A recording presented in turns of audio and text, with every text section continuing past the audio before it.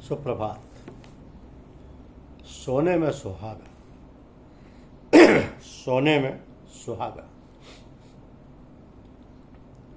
मनुष्य जीवन इतना उपयोगी और कीमती है कि उसकी प्रत्येक गतिविधि छोटी मोटी बातों से लेकर बड़ी बड़ी बातों तक को खूब गौर करके सोच विचार करके करना चाहिए। परम पिता परमात्मा ने जो हमें दिल दिमाग दिया है उसका सदुपयोग करना चाहिए।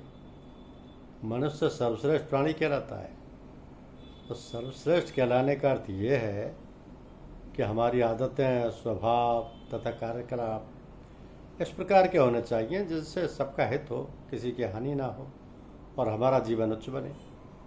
उच्च से मतलब ये नहीं कि हम टाटा बिरला की तरह बड़े बन जाएं।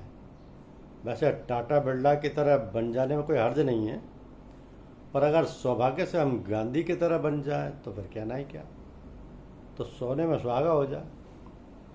मनुष्य जीवन की महत्ता यही है कि हमें जो दिल और दिमाग मिला है उसका हम सदुपयोग करें और अपने जीवन को ऐसा ढालें जिससे लोक और परलोक दोनों बने,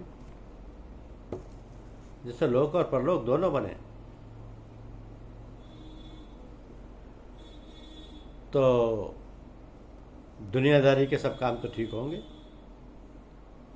ही, मरने के बाद ही हमको अच्छी गति मिले तभी हमारा जीवन सार्थक होगा। तो मरने के बाद भी हम अब जो हैं उससे अच्छे ना बन सकें तो उससे खराब भी ना बने। मतलब यह है कि यदि हम मनुष्य कोटि से आगे ना जाएं तो कम से कम मनुष्य तो बने ही रहें। ये कहा जाता है कि अंतमति सो गति, यानी मरते वक्त जैसी बुद्धि होती है उसी प्रकार अगला जन्म मिलता है। जैसे शुभ अशुभ कर्म किए जाते हैं उसी प्रकार का फल मिलता है और वैसी सुविधाएं और साधन मिलते हैं। सो मनुष्य जीवन बड़ा कीमती है, हम लोगों को यह मिला हुआ है, इसलिए इसकी कुछ कद्र नहीं करते। देवताओं को भी मनुष्य जीवन की लालसा रहती है, क्योंकि मनुष्य योनि को छोड़कर अन्य सभी भोग योनियां हैं। अतः जब भोग समाप्त हो जाते हैं तब वहाँ से दूसरी योनियों में कर्मानुसार भेजे जाते हैं। तो मनुष्य योनि कर्म योनि भी है और भोग योनि भी।